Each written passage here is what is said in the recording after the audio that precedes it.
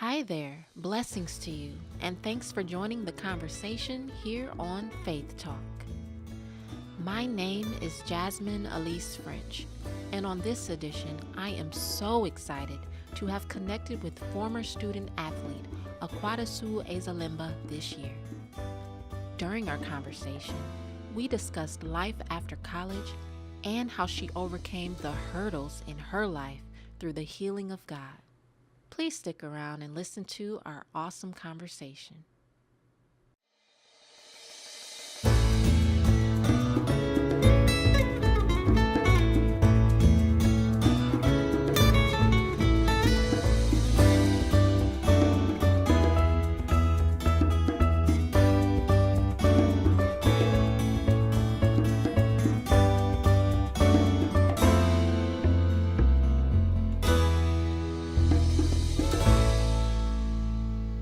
So, Akuadasuo, what does your name mean? Well, it's from the country of Nigeria. It's from the Igbo tribe. It means treasure bestowed from God. And like my dad, he chose to name me after his grandma. He was really close with her before she passed away when he was younger. I reminded him of her. Okay. So yeah. So awesome. It's pretty. And I know you mentioned your name is actually pronounced differently, but you like it a certain way. Yeah, my mom is like, I don't know, my mom's not Nigerian.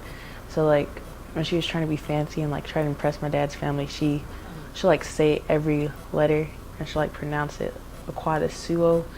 And then because she's trying to replicate my dad who pronounces it Akuadasuo, which is how you're supposed to say it, but I don't really like the way it sounds, so I just like going by Akuadasuo and then kind of just drop the last, the accents off. Awesome. I love that. I like Akuadasuo. It's cute. Yeah. So tell me about a memory that impacted your walk with God. I wouldn't say it's a direct memory of mine. It's just more so like a story that my parents have told me. So when I was supposed to be born, coming into this world, I was late. I was like a big baby. I was like 10 pounds and I was like 22 inches long, so I was huge. And I was supposed to be like a natural delivery, but I got stuck. So me and my mom were at the point where we were both dying. Doctors didn't know what to do. Wow. They rushed us into an emergency C-section. And at that point, my dad and my grandma thought they were going to lose us both. And it's recorded on the video. Like if you look back at it today, a light came into the room. This is what my dad says and my mom said. And they said a light entered, and as soon as the light left, then I was out. And the doctors, they didn't know how to explain it. It was just a light, and a person walked in, delivered me, and put me in my mom's arms. That is amazing. That is awesome. That is awesome. Thank you for sharing that with me. You're welcome. And at what age do you remember that they went over that story with you? How did that feel to you when they shared that? Because every Christmas we go over like the birth of our, like how we were born. My dad tells how each one of us was born, and then we hang our ornament up. Okay. And so like I remember them doing that for the first time when I was like 4 years old. And I don't know, just made me correlate like what my name meant. I don't know, just made me feel special and like proud that that story centered my life and surrounded me. Yes, it definitely correlates with your name and the meeting. That is awesome. How was life for you growing up? Life for me was growing up, it was great. Like I enjoyed it. I wasn't on this world by myself for long. Like as soon as my mom had me, she got pregnant with my sister and I. We're 11 months apart. So I just, growing up, like I just had a natural maternal instinct to take care of like my younger siblings and like be a second mom and whatnot. Yeah.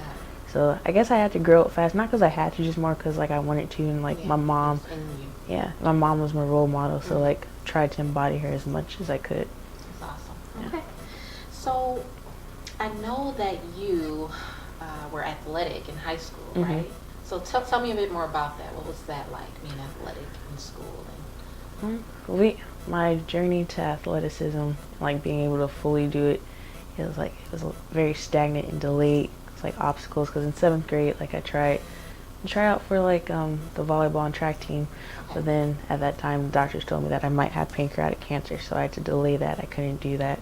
So in PE class, which was like one of my favorite classes aside from math, I had to sit and watch everybody, and that was difficult for me. So then the next year, it was 8th grade, when I went to a different school, and I finally got to do track, and I fell in love with hurdles. And like, So my coach, he told me it was a natural. I won almost all of my meets, and I just fell in love with hurdles, and I knew it was something that I wanted to do, and I saw myself doing it in college. And I wanted to do volleyball, but I hadn't gotten a chance to get in touch with that, and I wanted to do basketball because of the year prior. So when I got to high school, like I dibbled and dabbled in volleyball and basketball, but track, that was my main thing. I was great at hurling. I was getting great at hurling. I wasn't quite there, but I was on the track to something great. It was my freshman year of high school. The doctors, they told me that I might have bone cancer, and so I had to sit out. And just like with the pancreatic cancer, God made a way. I didn't have it. It was a misdiagnosis, thankfully, but it delayed me in my athletics. So awesome. Yeah. Yeah. It just sucked because it delayed me in my athletic career, but in a way, I guess it set me on the path where I'm trying to go and where I needed to be. And then, so I found hurdling, and I found triple jump, and I loved it. I went to regionals for that. I did a little bit of throwing, but it wasn't my main focus. It was hurdling. So I found my love for that. And then my summer before I went into my junior year, I got into a pretty bad accident where I got a concussion. And so I was in the hospital, in and out for a couple months. And the doctor told me that I couldn't engage in any type of physical activity, not volleyball, basketball, or hurdling, or triple jumping. And that was hard for me. So it was like a sad time for me. But I knew growing up, I always saw myself playing something in college. Like I wasn't 100% sure, but I knew I was going to do something athletic in college. So then I just started focusing on throwing. I talked to the doctor. I was like, well, you say I can't do this, but can I try this? And sometimes it's interesting when you're going through something, God is keeping you, and you don't know what it is, but it's just something there. And that's what my mom said too. Yes. Like growing up, it's like hard to listen to that, especially from like an adult. You think you know everything, but she was right. Yeah, that's awesome. So in what ways did being athletic impact your experience in school when you went off to college? I say being an athlete, it helped me be resilient through like the trying times, like medical wise and whatnot, because it allowed me not to give up. It allowed me to overcome it and not let no be my final answer. It allowed me to persevere and find something else. And like me being so committed to it, it allowed me to work and get my full ride scholarship for track. And it just, I feel like overall and all in all, it just made me a stronger individual, and it made me understand that although it's not on my time, it allowed me to realize it was more so on God's time too, and that it was important to not try to get everything done in your time, but just be patient and realize that He doesn't give you more than you can bear. So I feel like with athletics and like what I went through, I just feel like it all allowed me to, yeah. Awesome. And it's really great when you think about God. Sometimes we always hear the no, but it's only because we're not listening to the yes. And then when He says yes, we have to take time to recognize it. So, and He told you yes over and over and over. Yep, He did. He did, yes. That is good. So, what was your biggest accomplishment when you were an athlete? My biggest accomplishment was probably like the first time like everything came together and I was truly proud was, it would have to be my freshman year in college. And I would have to say that it gave me the courage and the strength to believe in myself that I could compete at a college level. I was a freshman and I placed second in the discus throw. Okay. And that's not something I thought I was going to do coming out the gate. Like I thought I was going to wanted to place. I knew I was going to score, but I didn't think I was going to place top 3. So that was probably my biggest accomplishment because it allowed me to keep pushing forward in my athletic journey. So God said yes again. He did. Over and over. Yes. How about time management? I know that can be a big thing when you're under pressure, you're in school, you're working, and you're doing extracurricular activities. It can just be a lot. So how would you say you managed all of that and still came out successful in every area of life? Time management, with athletics, you have to be willing to get up for the lift, go check in with the trainer, go to practice, and still realize that you're a student first. Like you're an athlete, and that's what's paying for you to be here. But it allows you to realize that after this is over, you're going to have to use your degree for something. So with sports, it allowed me to realize the bigger picture, but also focus on what's helping me get to the bigger picture. So it helped me manage my time, accomplishing my athletic goals as well as my school goals. Okay. What year did you graduate? I graduated with my bachelor's degree in 2017, and then I graduated my master's in 2018. Mm-hmm. So how would you describe life now, post-graduation? It's different. I wouldn't say I don't like it. Like, it's just different. Yeah. Because with athletics, like, it's you're constantly looking forward to the next meet. Mm-hmm. And then, like, in my last year at New Mexico State, I finally broke the school record for the weight throw. And then, but I didn't realize at the time it was my last year, so I'm kind of like, it's hard to get out the mindset of what's next. And then just realizing that athletics is done and now it's time to get into the real world. Mm-hmm. But I think it definitely does help you, allow you to be more focused and determined into going into the next phase without hesitation. So you're saying your being in athletics, Mm-hmm. it helped you in the real world being able to balance and manage everything Mm-hmm. all together. It did. It was just hard letting go of, like, you're not a student athlete anymore. You're in the real world. Yeah. So that's a bitter pill to swallow, but because it's your passion. Yeah. Yeah. Okay. Anything that you're doing now, are you still, I guess, training or just still working out? Anything that you still enjoy as far as the physicality of it? I still enjoy, like, working out and everything. I haven't trained for throwing per se in a while. I've been a little bit more lenient with my training since I've gotten done, because, like, I just finished, so I'm just enjoying the time off. But yeah, I do see myself training in, like, the gym more so, and just getting my mind and my body right. you look very great, actually. Thank you. You're welcome. So, of course, a part of being an athlete includes exercising and strengthening your muscles just so that you can achieve that high performance, Mm-hmm. right? So, and likewise, our walk with Christ, we have to exercise our faith muscles. So, what is it that you do to strengthen your faith muscles?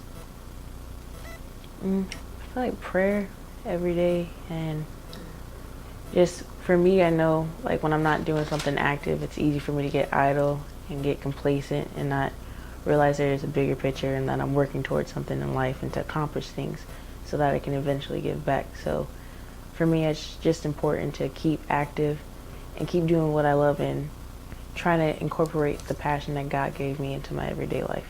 Awesome. What do you find most difficult when you're exercising those faith muscles? What is something that you find most challenging? Of course, I know when we are working out or we're being physical, I guess, oftentimes we can get those strains in our muscles, or we start to feel very resistant. Mm-hmm. Our muscles begin to resist. So what are some things in that aspect that you find is challenging for you? It's a hard one, but I mean, just being motivated to, like, keep doing it and keep working to what you're supposed to be doing. Because it's easy, just be like, well, I can just lay in bed a couple more minutes and not do this, but it's important to me to stay on a schedule. Okay. So I find it, like, because it's easy That's just to good too. keep hitting the snooze button. Yes. Yeah. Yes, it is. So, in a world that is driven by dating, social media, money, what steps do you take to maintain a close relationship with God? Well, in today's society, like with dating and social media, like you said, in order for me to stay close with God, I stick to a promise that I made myself when I was little, which is keeping a vow of celibacy until I'm married. So it's hard, especially in today's society, especially when you're trying to find somebody you're trying to be with, and everybody's so driven by sex in today's society. But just making sure and keeping that as a part of me and not letting somebody waver me, I feel like it's important, and it helps me keep closer on my walk with God. Awesome. So what advice do you have for young girls, women, anyone Really, even boys too. even boys too. What advice do you have for everyone who is on this journey of the weight and is kind of losing hope and feeling discouraged? What would you have to say? I'd have to say everybody has to make the decision that's best for them. It's just important to not do it on somebody else's time, but to sit and confer and make sure you're right with God.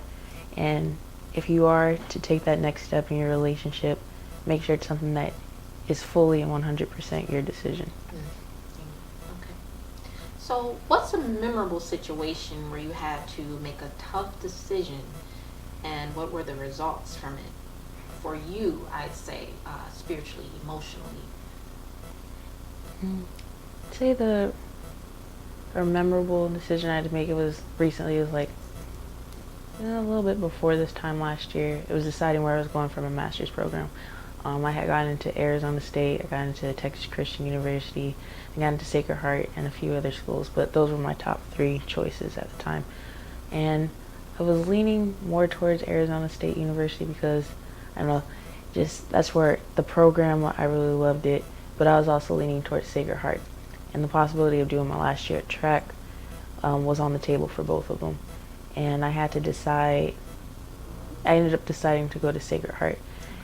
And it was hard because I really wanted to go to Arizona State University, but I received more scholarship money to go to Sacred Heart.